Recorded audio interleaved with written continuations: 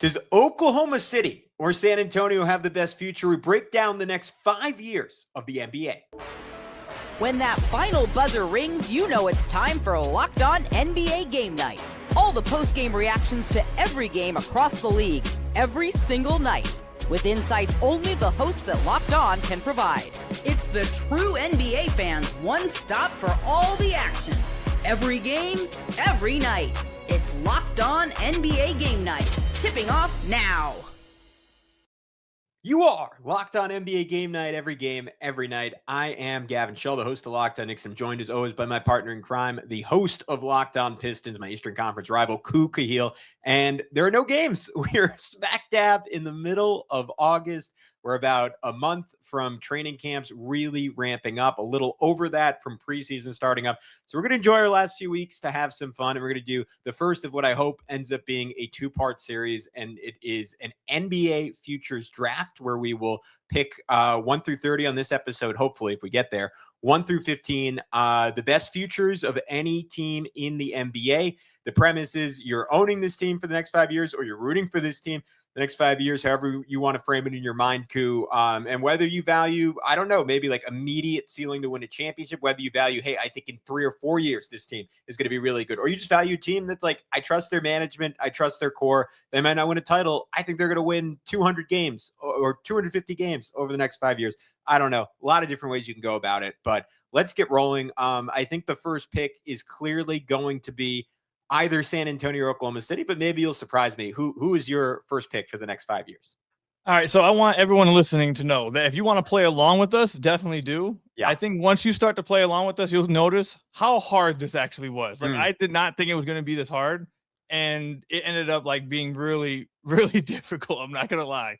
So play along with us. But number one, I'm going with the Spurs. I think the Spurs have leapt the Oklahoma City Thunder just because of Wemby. The way I told Gavin this before we start recording, the way I went about this was I made my own personal top 10 like a month ago.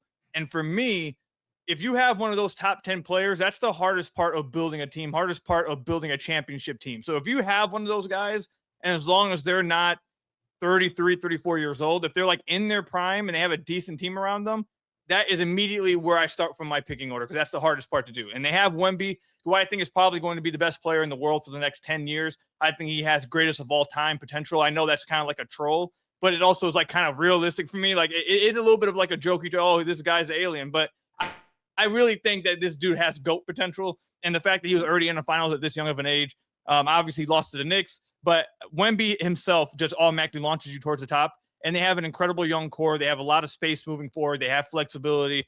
I think the Spurs have jumped the Oklahoma City Thunder for me. Yeah, incredibly well set up. They have a bunch of future picks, too, including a swap with Sacramento in 2030. I would call that one of the most valuable assets in the NBA. And if you weren't talking about Wemby, you'd be talking about Dylan Harper, right? And saying like, hey, I think he's going to be a top 10 player in the league 2, 3, 4 years down the line. And if you were talking about him, you'd be talking about Stephon Castle. Like just an embarrassment of riches. My only concern for them is like, obviously Wemby had the blood clots a few years ago with someone that tall. Like you don't know how long it's going to last. And you hope it lasts for a long time. But if he's healthy, like they're number one. And I don't think it is particularly close. But if any team is going to make it close, it is pretty clearly the Oklahoma City Thunder. Obviously the current core is what it is. I still kind of think they would have beaten San Antonio last year with a fully healthy AJ Mitchell, with a fully healthy Jalen Williams. Like that is a brutally tough matchup for them. And yet, like, I think in a playoff context, they're still very much up for it. And I think San Antonio, if both teams are equally healthy, is actually gonna have to make a jump to beat them next year. Still have a bunch of picks coming up. They've loaded up at the center position, re-signing Isaiah Hartenstein. They still have Mara. They still have Thomas Sorber. They have Hartenstein. They have Chet. They have a lot of different bodies, even though Chet seems to disappear against Wemby, which is probably the main point of concern for them. I still kind of think Jalen Williams in the next couple of years is going to be a top 10 player in the league. Shai, like, has outside of Wemby, maybe the best runway of any star over the next 5 years to like that you would bank on continuing to be a top 5 player. I'd also put Luka in that conversation. Bunch of really valuable first round picks still coming up, including the Clippers next year, which could be really, really good. Maybe the number 1 pick in the draft.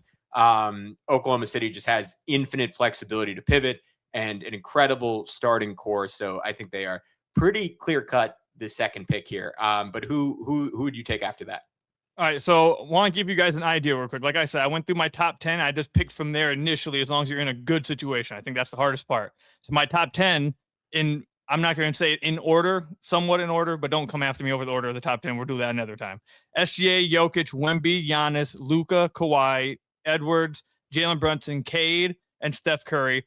Tatum is in the top 10 if he's healthy. So I'm assuming he's healthy. Just go ahead and insert him there into the top 10, maybe bump Steph to 11. So that's my top players, and that's where I'm picking from. And that's why I'm going to lead to, maybe people call me biased, I'm going with the Pistons. I think the Pistons are 3 for me. When you have a top 10 guy who's not even 25 years old yet, who's already made these kind of jumps that he's made in Cade Cunningham, you have a running mate next to him in Ausar Thompson, who I think truly is going to be a very special player for years to come. They have another young player in Jalen, who's 22 years old, who just made an All-NBA team. I know he had a tough playoff run, but you're talking about a core of guys that are all under the age of 24 years old. Two of them are All-NBA guy. One of them is going to be an MVP candidate for years to come. Another one's a top 3 defensive player of the year candidate already at 23 years old. And is going to maybe be one of the best defenders we've seen since 2000, since the turn of the century. Along with that, you have a bunch of future you have a bunch of future cap space. You have a lot of flexibility to go whichever way you want to go. I think, again, when you combine it with the top 10 player, a legit type of MVP candidate, you have another All-NBA All-Star caliber player, a guy I think is going to be an All-Star, and Ausar Thompson, who's a top defensive player in the league, along with future flexibility cap-wise to build a team. That, I think, is enough to make you 3 for me if we're talking about the next 5 years. I had the Pistons at 6th on mine. I'm a Cade believer. I think he's someone who, within the next 5 years, maybe we put Wemby in his own category. He's in the non-Wemby category. He could be the best player in the NBA. I think he is that good. I have my concerns about Ausar Thompson, not in the sense that I think he's the best non-center defender in basketball right now and will continue to be for the next couple of years. I'm curious, how developable, how much can he grow with his jumper? And if it doesn't, how does that limit the Pistons roster construction around him? He's still going to be a massive positive for them regardless. But as you go further and further in the playoffs, that's a weakness other teams can prey on more and more. And I wonder if at some point, either Duren learns how to shoot at a higher level or they try to turn Duren into a stretch 5, but they have all their picks going forward. And Cade is just an incredible starting point for any franchise. And it seems like the management is really good there. You went Homer. It's my turn to go Homer. I'm going to take the New York Knicks, despite the fact that draft equity, they are near the bottom in this, right? Don't have first round picks from any other team. They don't have their first in 27, 29, or 31. They owe the Nets swaps, I believe, in both 28 and 2030, at least one of those years. But I still think they are one of the favorites to win the championship next season. And I think that's going to be true, honestly, for the next 2 or 3 seasons. There's some concerns about how Josh Hart's game is going to age. Plausible that OG Anunoby and Karl-Anthony Towns, who've been fairly healthy the last couple of years, that injury luck starts to turn. Plausible Jalen Brunson, who's somewhat reliant, right, on his specific type of athleticism, just a ton of miles on him as he goes into his 30s. Maybe he starts to slow down.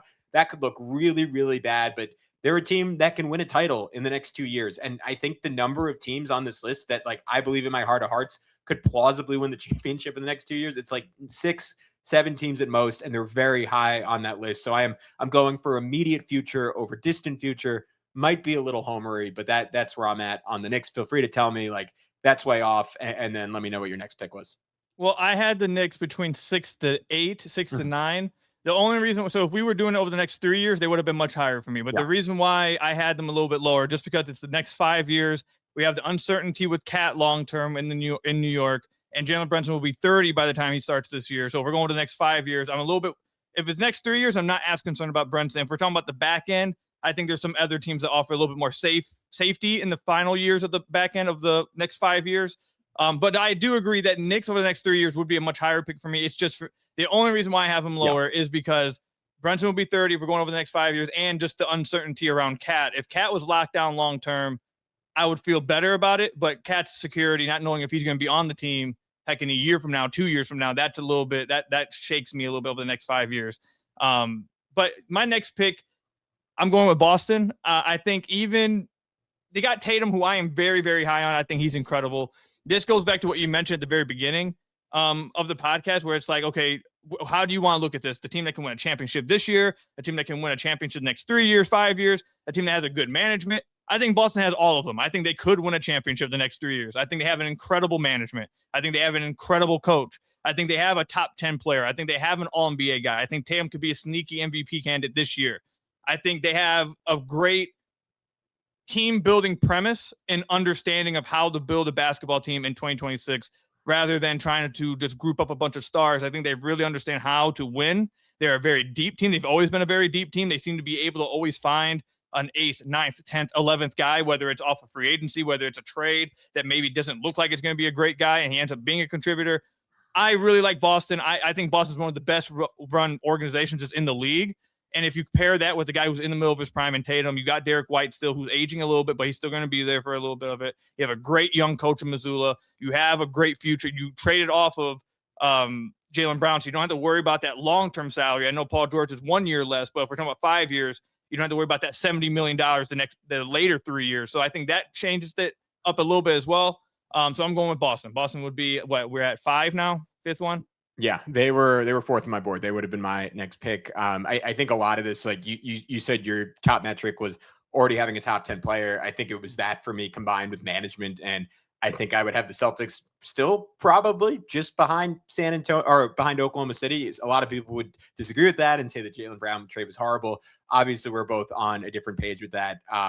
Derrick White, Peyton Pritchard, Mitchell Robinson, Cade, all the young wings they have in Hugo and Walsh and Shireman, like, not that those guys are studs, but to your point, like, it just feels like they have their rotation mapped out the next couple of years. They're like kind of net neutral on picks. They have they're 2 picks out the next 2 years, or at least the Spurs can swap with them next year, but they have an extra first in 28 with the Sixers. They have an extra first in 2029 to compensate for their lost first. I just think they've done a great job building a team that I think could win the East this year, while also just being super duper flexible down the line. And there's a very good case for them to be ahead of New York. The only reason I had New York ahead is like, I don't necessarily see how Boston catches up to San Antonio and Oklahoma City right now. To be fair, everyone would have been saying that about the Knicks a year ago, and they managed to do it. So we'll see. But you just like, I don't know if like that higher end ceiling is there, but maybe they swing a trade. If they'd gotten Giannis, that would have changed things for me a little bit. But we'll take a break. We'll come back, picks 6 through 10 when we return here on Locked On NBA Game Night. But first, we want to tell you about our good friends over at Odoo. Running a business shouldn't feel like you're trying to connect a bunch of systems that were never designed to work together. One app for accounting, another for inventory, another for sales, and somehow none of them talk to each other. That's where Odoo comes in. Odoo is an all-in-one business management software that brings every part of your business together in one powerful platform. From sales and accounting to inventory and marketing, everything works in one place, helping your team move faster, stay organized, and focus on growing the business instead of managing software. The best organizations know that success isn't just about talent. It's about having everyone working towards the same goal, and that's true in sports, just like it is in business. One thing that really stands out with the Knicks organization is how they got everyone pulling in the same direction with the decision to play through Karl-Anthony Towns about halfway through the Atlanta Hawks series. Everything was falling apart. There were rumors of Mike Brown going on to Golden State. And what did he do? He made a really bold move and said, I need to empower Cat. I need to get Jalen Brunson going off the ball. I need to get OG Anunoby going off the ball as well as he's playing. And it did exactly that. Atlanta never had an answer, and the Knicks proceeded to lose just one more playoff game the entire rest of their run. It wasn't just one great player or coach. It was a coordinated effort across the entire organization that made it successful. Great organizations win because operations matter, and that's why you should get Odoo. Try for free today at odoo.com/lockedon. That's odoo.com/lockedon. All right, we're back picking up NBA futures draft coup. You just took the Boston Celtics with the 6th pick. This is the first one that is going to be a team that is not good right now, and that is the Utah Jazz. You can tell me this a little high for them, and I've kind of scoffed at the Jazz the last couple of years where people are like, they're the future, just wait, they're putting it together, and I've always been like, show me something, show me something, show me something. But I love the duo. We got to see it for like one game before Jaren Jackson Jr. immediately needed tank for Darren Peterson knee surgery. But I like on paper, the duo of Lowry and Triple J, like defensively, offensively, especially what those two could do together is really interesting. I kind of wish they just kept Walker Kessler. Like, yeah. I thought he was set. Like, that is your front court the next 5 years. Like, sign me up. I thought that was picture perfect fit together, shooting, rim running, rim protection behind some iffy defenders. And that's like my main hesitancy in having them this high is like, I don't think they're going to be very good next year. Like this is the opposite of the Knicks, where I'm really banking on the last 2 or 3 years of this. I think Darren Peterson's going to be a stud. I think Ace Bailey's going to be a stud. Keontae George, I'm not as sure about, and I don't know if he fits in long-term with those other guys, but right now he's very good. And they just have a million picks and a lot of really valuable picks going forward, right? And especially owning the Lakers' future. Like if they want to go all in any point in the next 5 years, they're about as well equipped to trade for a star as any other team in the NBA. As I'm talking this through, I'm worried I have them a little bit too high, and I'm banking on like maybe this was like a 10-year project. They should be this high. Who am I crazy for having Utah all the way up at 6 in this draft? So it depends by what the listeners want to interpret 5 years as. Like, does like time just stop after 5 years? Like after 5 years, like time just stop? Yeah, I guess you're owning this team for the next 5 years, and then after that, you're picking another team, I guess. So like there was a few teams. I was interested to see which one of these teams would be the ones picked. I have a few written down here over to the side that aren't good right now. Basically the same thinking of you is like, okay, they're not good right now, but they have a young core that you really like. Which one of these would be the one you'd pick? The Jazz were not the one I was going to pick, but I think that kind of comes down to how high are you also on Darren Peterson. Like if you are very high on him, then I think that obviously changes things. I'm not as high on Peterson as some of the other guys of the teams I have as a maybe in the same kind of like category. But if you are high on Peterson, obviously Laurie and JJJ, I think is going to be a good pairing. Keontae George, I thought was pretty good this past year, even though he is a pretty bad defender. He needs to improve in that, but I think he had a pretty good season this past year. How you feel, and Ace Bailey also contributes into this as well. They're not the team I would have went out of the category you're talking about. But again, it just depends on where you're at on their young star and Darren Peterson versus maybe some of the other young stars in the league. So I don't think it's a terrible pick. It's not the one I would have went in that category though. I'm not diving into that category yet though. I'm going to be still staying at the top players in the league one. And just to let you guys, I wish I could share my screen to let you guys in behind the curtain. There's like, so Gavin, you tell me if you did the same thing. Yeah. So we both wrote down all the teams. I have teams that I've just written no again next to. Like I'm not even like they're not going to be in this episode for me at all. Like I'm just putting no against next to them. The Jazz I had not yet, so I don't think I would have picked them in this one. But man, there's a lot. I was expecting you to take one of these teams to make it a little easier on me. Man, this is tough. I guess I'll go with. My God, dude. I'll go with. God, man, Minnesota. Give me Minnesota. That was my next pick. If that makes you feel better, yeah. Yes, I'll take Minnesota. There's a lot of teams right here you could pick, man, but I'll go with Minnesota because of Ant. I have Ant a top 10 player. I am very, very high on LaMelo and kind of offense he can push. I've compared him to being like this generation Steve Nash. If he can really, I think he really needs to improve some of his 2-point scoring and getting to the rim a little bit more, which I think he can do. But just how much he influences his team's offense and just how much he creates. I'm very high on LaMelo. I think that's a really good get for Minnesota. I'm very high on Ant's future. The fact that he's one of the best drivers in the game, one of the best guys getting to the rim while also being a high volume, great 3-point shooter now at this point is just crazy to me. I like their front office. I think they're a smart front office. There is a few other teams that kind of fit this description as well. But because they have LaMelo, who I think I'm probably a little bit more high on than some of the other teams I have right here and around this area, second guy, I mean, he's younger, so I have the next 5 years to like see him get better as well. I'm going to go with Minnesota, though it was really close with like 3 teams. I could be talking to other ones, but I'll go with Minnesota here.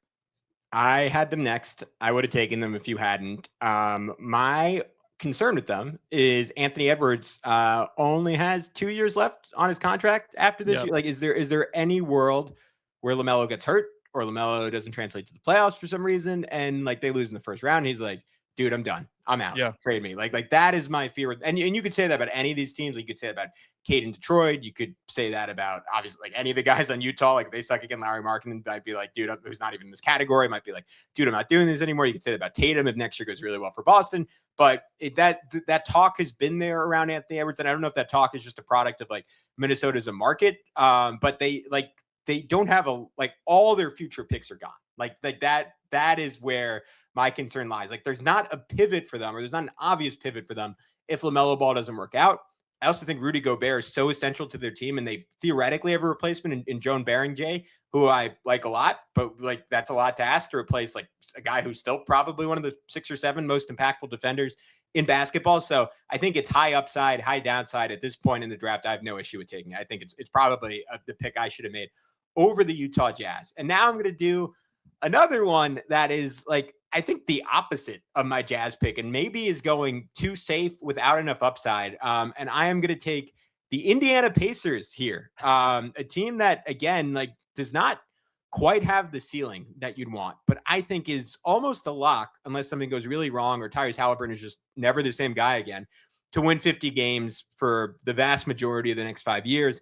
I think we'll make at least one more conference finals. I would not be surprised if they make at least one more NBA finals. I wouldn't be surprised if they won a championship. I think they had their year and they might have missed their window, but they're still really young, man. Zubac is 29, Hallie's 26, Nembhard is 26, Nesmith is 26. Siakam is the concern point. He's 32. Like in a best case scenario, they would have gotten a top 5 pick in this year's draft and added like Cameron Boozer and been like, great, Siakam gets old. We have maybe a higher ceiling replacement ready for him. They didn't get that, and that really compromised their future. They're out at 2029 first to the Clippers.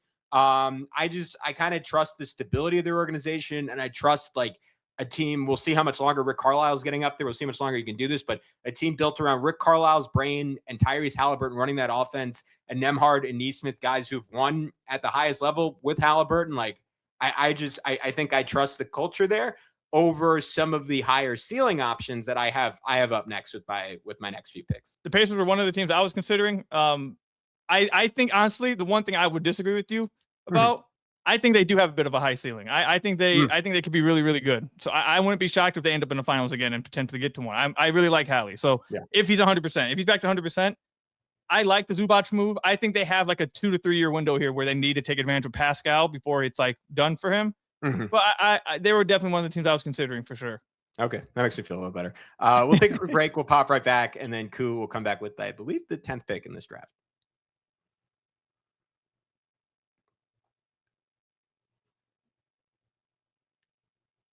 All right, let's keep it rolling. Locked on NBA Futures Draft. Koo, Khahil, you are up. It is actually pick number 9. Who are you taking next?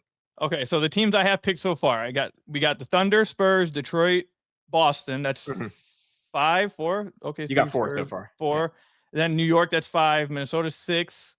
Pacers 7. Jazz 8. We got 9. Okay, so I'm picking 9th.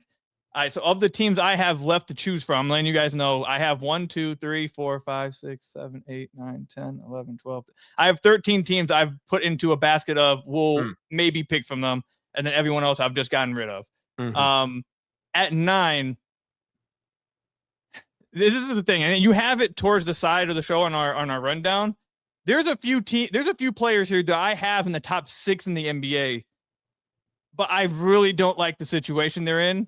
And it's like, how much do they override the situation that they are in to where it's like they are still a better situation than a team with a worse player, but maybe with more flexibility. I'm sure you're probably running into the same problem.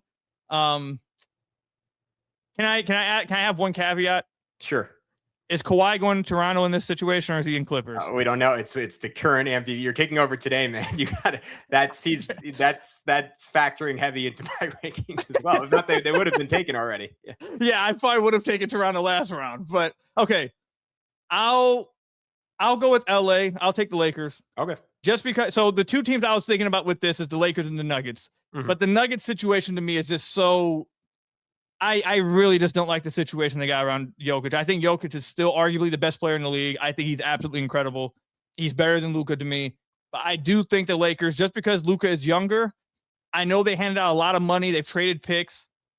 But I don't feel like they're as stuck if they wanted to retool like 2 years from now. I think they can still move those contracts. I think they could still recraft a new team around Luka if he doesn't ask out, which is something you brought up that could happen with a lot of these guys.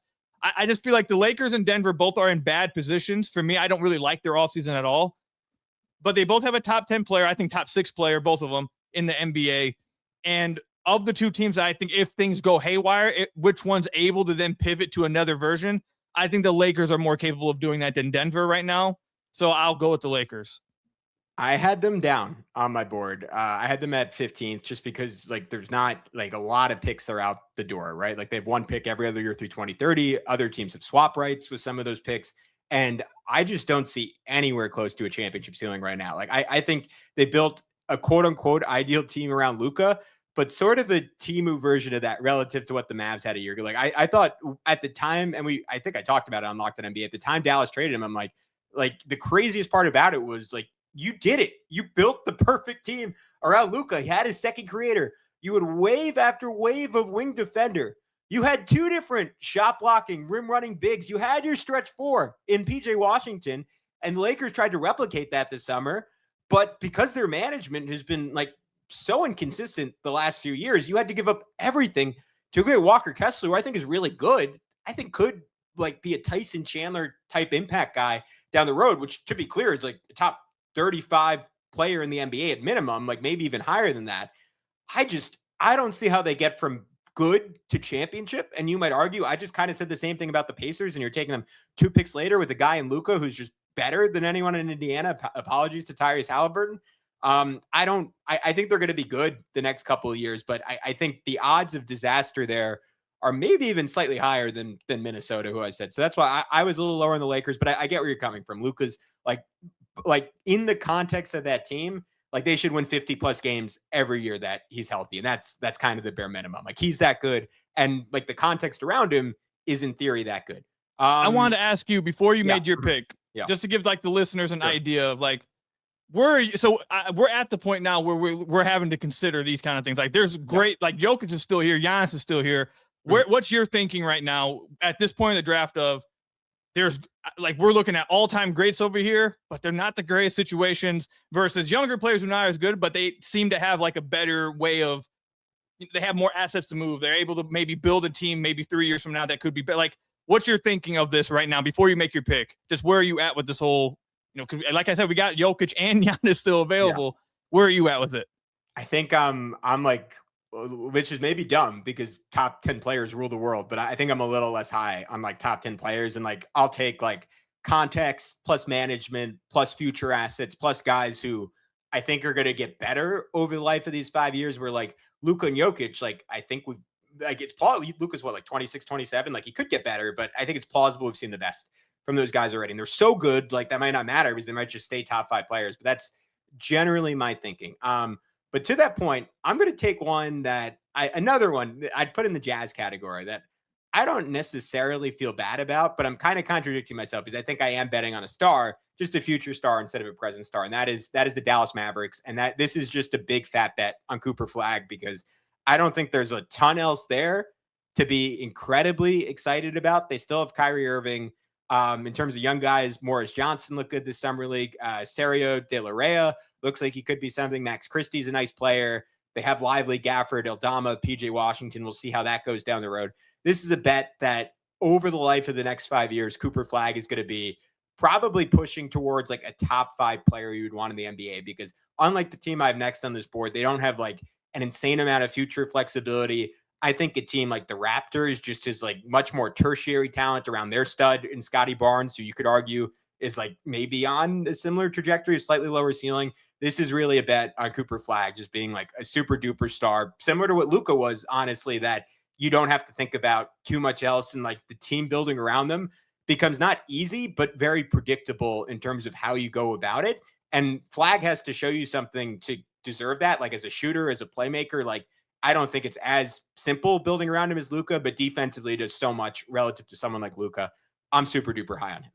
Yeah, Dallas is definitely one of there's like 2 teams that fit what the teams that you've been picking that are, I'd say maybe at the Lakers pick are teams that I've been like, man, I might do that instead. So Dallas was one of them. I agree with you. This is probably one of my listeners. Let us know. This is one of my favorite episodes we've done. I'm not gonna lie. This is really good. I like really invested in this so much so that after we're done, we can go to my friend group and be like, hey, what do you guys think about this ranking? but all right. So my next one, again, it's so hard because Denver, like, I don't want to disrespect Jokic, man. And there is a possibility that if they are fully healthy, that maybe they're able to make one more run this year with AG and Jokic and Murray. Is that enough to overweigh like the long-term potential, problems that they're going to run into? Yeah. I think that I'm going to take Denver here. I'll take Denver. That's probably the safe answer. I get it. I'm probably playing a little bit safe here. Probably not being as fun with it. But Jokic is just so good. I think if I said where I had him all time, people would probably be upset. But as long as he's healthy, if they could just get a healthy season from AG and from Jamal, I think they could maybe make one more run this year. I'd love to see them against OKC or San Antonio. I think that would be great. That would be a lot of fun. At the end of the day, in these 5 years, your goal is to win at least a championship within these 5 years. And while these other teams may have a better future, I think you could still argue that Denver still has a better chance to win a championship than those teams in the next 5 years, despite the long-term maybe problems they're going to have. So I'll play it safe and pick Denver. You know what? I'll give you this on that pick. Like if we were doing this in April, probably the majority of people take Denver over the Knicks, right? Two teams that in a lot of ways are in the exact same situation. You would have probably just defaulted to like Jokic over Brunson and taking them. And like, obviously things have shifted, but like the ages are that different. The Knicks look like a slightly better health projection over the next 5 years. The health part's big for New York, dude, but they're reliant on like OG and Cat before the last 2 years have had like a long injury history. So we'll see how that holds up. So I think it's a good pick this late. I was a little lower on them, but like they're going to win a ton of games. And to your point, if things break right, they could still plausibly win a championship. I am going to. This is a little bit of like a play based on how you're drafting. I don't think you're going to take the team I have next in the next couple of picks. So I am going to go a drop further down my board, and it helps that you already mentioned them, and take the Toronto Raptors with my. I'm going to call this my last pick since we're running a little low on time. Of this one, and then we'll finish it up next week. You're going all in on black here. This is what Gavin's going all in on black and just hoping Kawhi's there. Yes, but also like let's just say Kawhi's not. I effing love Scotty Barnes, man. Like if this was maybe we'll do this in a few weeks if we don't have anything else to talk about. If we're doing like a future, like which players do we want over the next 5 years? I kind of think Scotty Barnes would go in my top 10. Like I'd have to write it out. But like, dude, he showed me something against the Cavs defensively, offensively, like not someone I consider like a shooter, but he's hitting jumpers in big moments off the dribble in that series. Like in his early 20s, I think he's going to be one of the best defenders in the NBA for the foreseeable future. If you want to told me like over the next 5 years, he ends up being even better than Cooper Flagg, I would bet on Flagg, but that wouldn't be shocking to me. Like I just think he is a stud.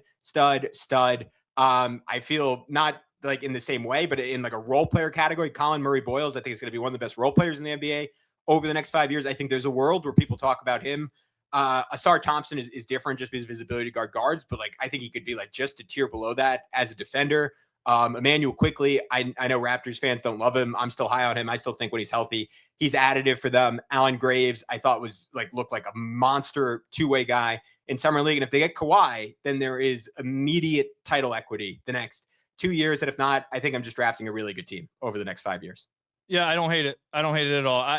I would have taken the Raptors already if Kawhi was for sure there, because now I'm getting long-term benefit, and I think I could potentially do something immediately. But I agree with everything you said about Scotty. Scotty, I think is incredible, and I really like Colin Murray-Boyles as well. I think if they were to get Kawhi, I know Kawhi can't do it sustainably, but when they are all at peak form defensively, like all locked in, that could just be that would be devastating. All right. I want to hear your next pick, but we are out of time. So I'm going to cut us off right there. We only got through 11. We got through 12. We got through 12. It was tough, man. Yeah, it's tough. It's hard. We could spend 5 hours on this. Unfortunately, we don't do that here at Locked On. Next week though, guys. Next week. Maybe it'll be 3 parts. I don't know. Let us know what you think. Let us know in the comments if you want to hear more about this, because we both had a blast. So we will definitely get back to this. But until then, we want to remind you, we appreciate you making Locked On NBA your first listen today. For all of next week, be sure to also tune in to the Locked On Daily Show with Wes, Matt, and Hayes to keep you up to date on contract negotiations, rumors,